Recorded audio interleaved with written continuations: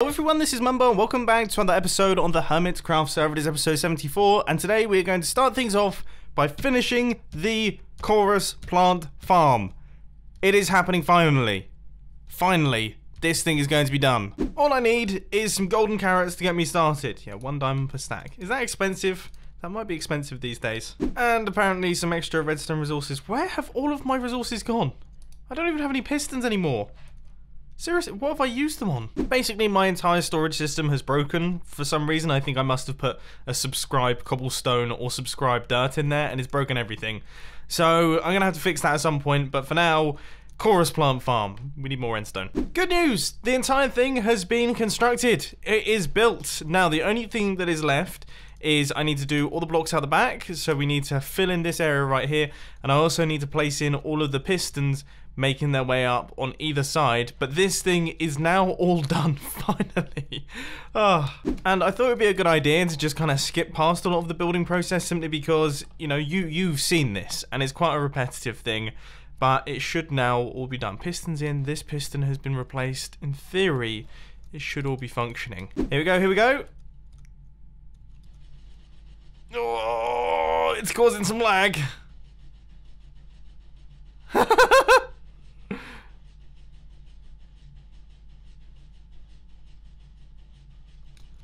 It is going higher than that, isn't it? It's just, it's not rendering, I'm assuming.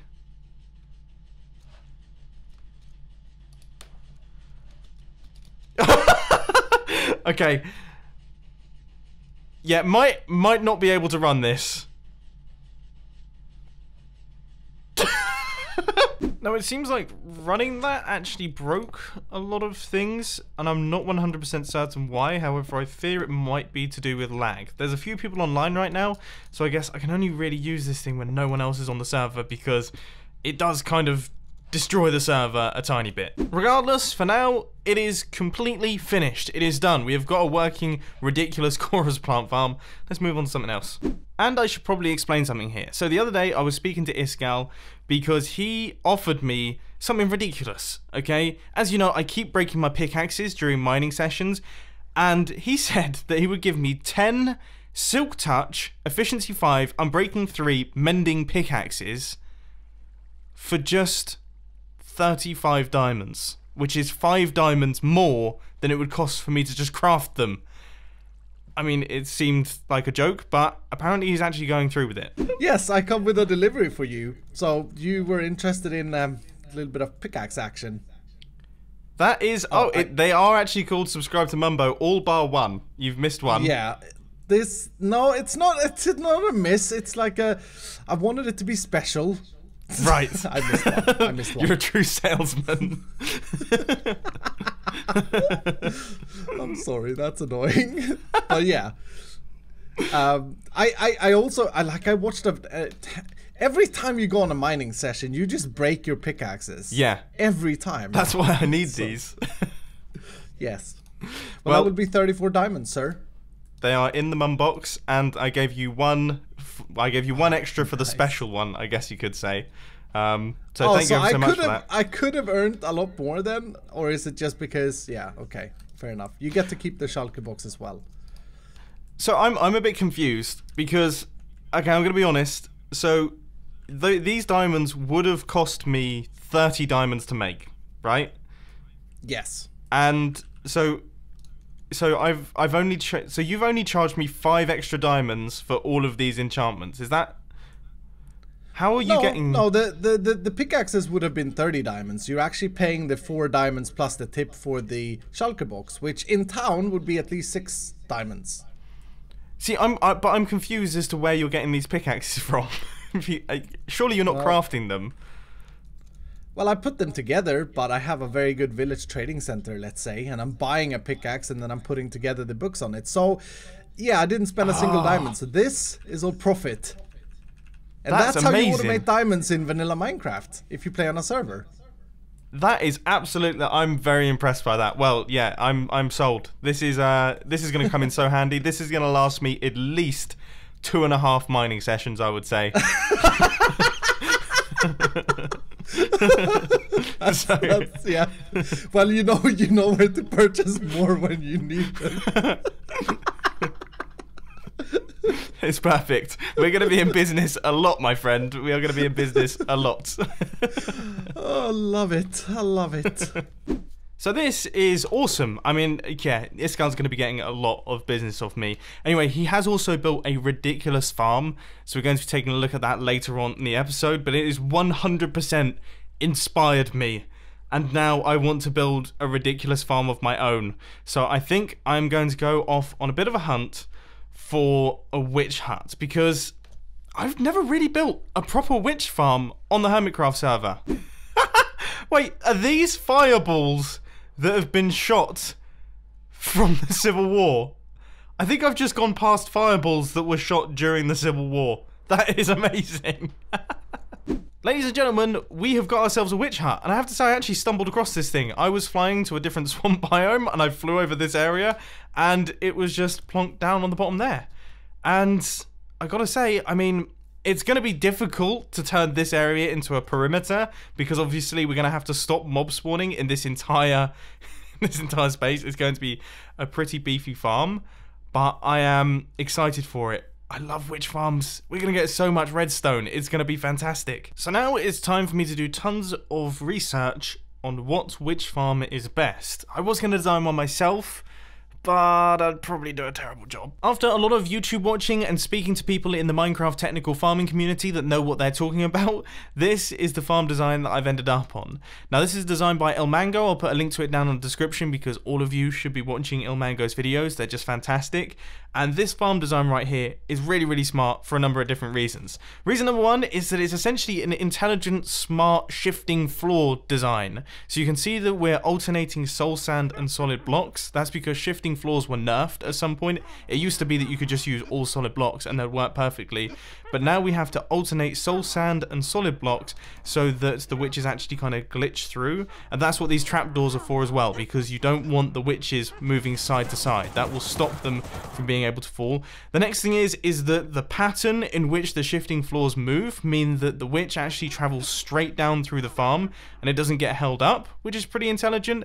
And then also, as you can see, we have got this rather crazy looking area around the farm, which is the perimeter, and this is definitely something that I want to build on the Hermitcraft server, and that's because my player is up there and he is loading up the farm and nothing else. So that means that the only things that can spawn in this world right now are these witches right here, and their drops obviously end up in these hoppers, which will end up in the chest. Now, there are a few different killing methods for this farm. One of them is entity cramming, which involves minecarts. It's pretty simple. One of them is suffocation, where you just suffocate the witches in the bottom layer. That's a super simple design, but I want to go for full damage simply because I kind of want to build this. I really want this. I want this big dome thing, this giant hole. I think that'll be satisfying. And I think while mining out that area, that seems like it would just be a fun live stream, just to chill out and crack on with that massive mining project and just do it until it's done.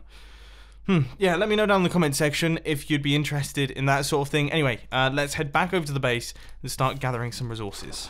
Except I'm not going to do that just yet, because I've just been chatting with Nembom, and he mentioned that we could potentially, very potentially, increase the efficiency by using detection systems. So I've just created this little setup right here. So if we chuck a witch into here, you can see that as soon as it spawns, it then drops through. So then we don't need the clocks anymore, and we don't have witches waiting around in the farm.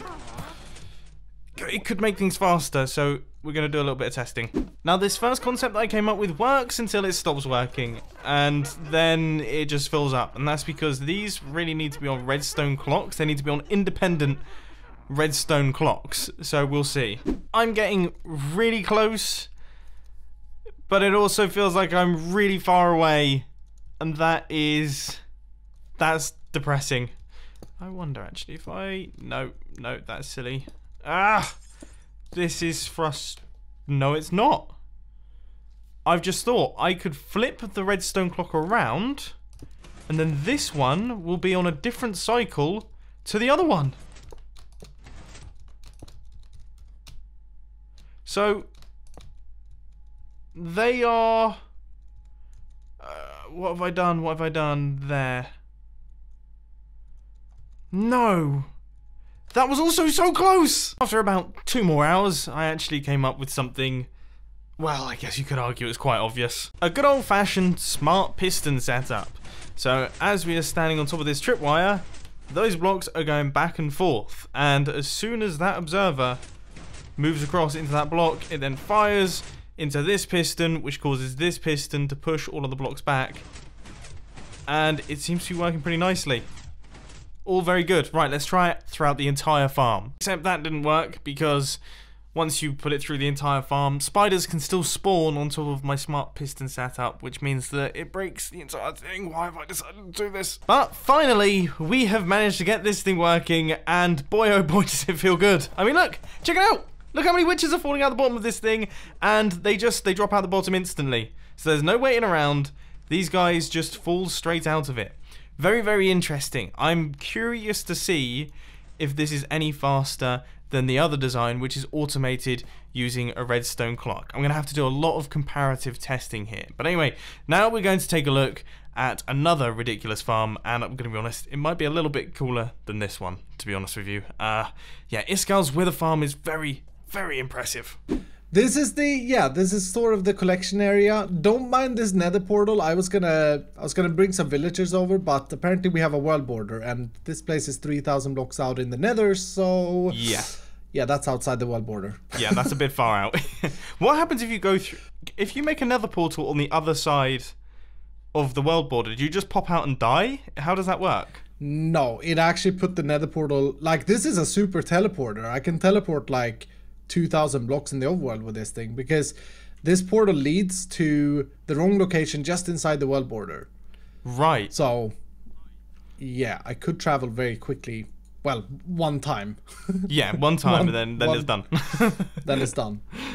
All right, so this farm is ridiculous. Okay. And I wanted to take a look at this shulker box here. Yep. Okay, that's already ridiculous, by the way. That's just a little stock, you know, just a little stock. That's an insane quantity of wither skulls. So that's enough to make a stack of beacons, and a bit. Just some left over. And then some. But because we don't have anything in the top left corner, everything that's going to be in the top left corner when we're done here is going to be produced by the farm. So I say we give it like a 5-minute tester, so that we get an idea. That's probably. But, where do we go? Here. Minecart elevator. Oh, sweet. Minecart 2012. I love these things. Yeah, it's very. Okay. No, see, I'm clearly not an old school Minecrafter because I still struggle to use those things. Now, hopefully no one's in the nether, because then obviously this won't work as good. Yep. But I'm gonna need you to stand on this block, I think, because you're actually going to lower the spawn rates just a little bit. But if you stand there, yeah, we shall see. It's very quiet, and that scares me, but we shall see what happens. There's definitely a frame rate change. There are 5 people online right now. There we go. No, yeah, it seems to be working quite well, mate. What on earth? Yeah, this thing is pretty insane.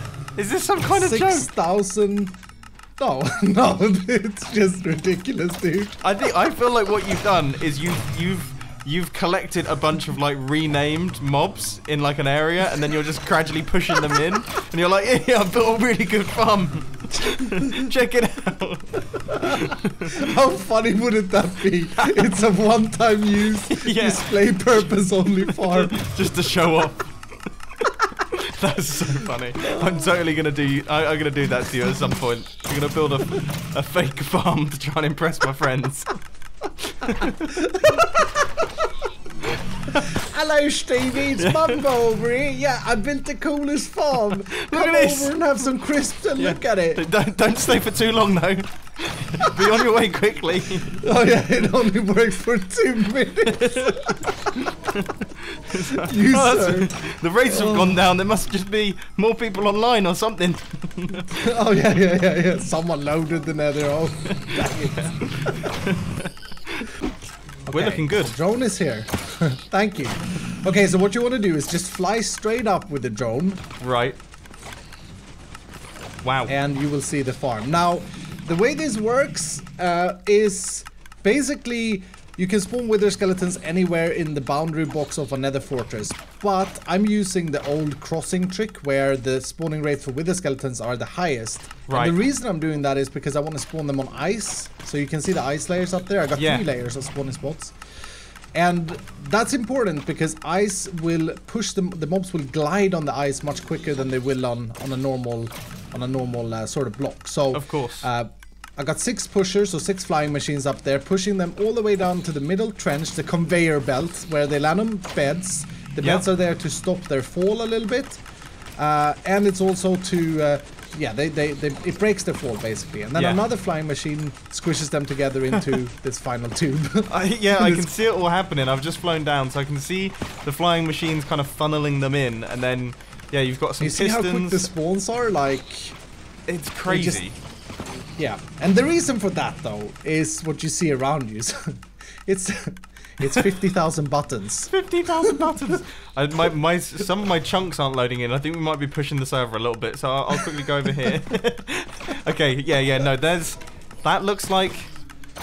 I mean, I don't know if it's quite 50. It looks like 48,000 to me, but I'll have to take your word for it. Okay, well, yeah, maybe. I mean, I did not count exactly, but around 50,000 buttons, and of course that's to spawn proof the whole thing, so nothing else can spawn. It took me 4 days, dude. Yeah, that doesn't surprise me in the slightest. This looks like it was a horrendous endeavor. It was fun though, because like from one day to the next, or from one button to the next, it all of a sudden the farm just kicked into gear. You know? No, you know what? I like these sorts of I do kind of like doing big projects like this in terms of just a repetitive task over and over again, where you can just sit down, chuck a podcast on or some music and just chill out. Or for you live stream like that, it's just perfect. You can just chill and just do very it. Very chilled. You don't have to think much. That's the thing. Yeah, that's the thing. Yeah. Man, this is completely ridiculous. All right, let's go down and have a look then. So I timed it. We were doing that for 4.5 minutes. 4.5 minutes. What do you think? Let's have a look. I hope so much that there's none in there. I really do. There's 10. There's 10. That's not very impressive. That's pretty bad. That's pretty bad. That's not bad. I mean, for 4 minutes. Yeah, but you see, it's RNG, Minecraft RNG, right? So not all of them will drop skulls. I've tested it for 5 minutes and I've got like 39 skulls. So if you do it consistently over an hour, the farm produces 270 skulls an hour. That's crazy. The only reason I'm laughing, because 10 is still ridiculous, and I'm very impressed. I mean, it's still 3 beacons. I could just hear the disappointment in your voice. You opened it and you went, yeah, I got a little bit disappointed. But in addition, I mean, it produces a ridiculous amount of blaze rods and bone and gold and you've got gold, of course. Flesh. Yeah, it's pretty crazy. Arrows. Yeah, this is totally bonkers. I can't believe you've actually constructed this thing, to be honest with you. I'm very proud. During the Civil War, when you're also doing ridiculous projects on the Civil War, have you not been sleeping? I can see the bags on your eyes from over here. You need to you might need to take a relax. I'm pretty tired inside, but I'm loving it. I'm loving it a lot. So that was that. That was super cool. We're now coming back to my slightly more measly looking farm here. I mean, it's not as impressive, but it is going to be incredibly useful. And now I'm actually going to do some overnight testing. So I came up with an idea, and that is to run two versions of the game at the same time in separate worlds. This one is the separate one with the detection systems that we've created, and then we have the original design in another world. And what I'm going to do is I'm going to run them simultaneously, and we'll see how many drops we get from leaving both of them running overnight, exactly the same length of time. This test should be pretty good, but unfortunately, ladies and gentlemen, that is actually all I've got time for today. I really do hope that you enjoyed this Hermitcraft episode. It's been a lot of fun to record. If you have, please be sure to that like button, and if you really loved it, then make sure to subscribe. But thanks for watching, guys. This has been Mumbo, and I'm out. I'll see you later.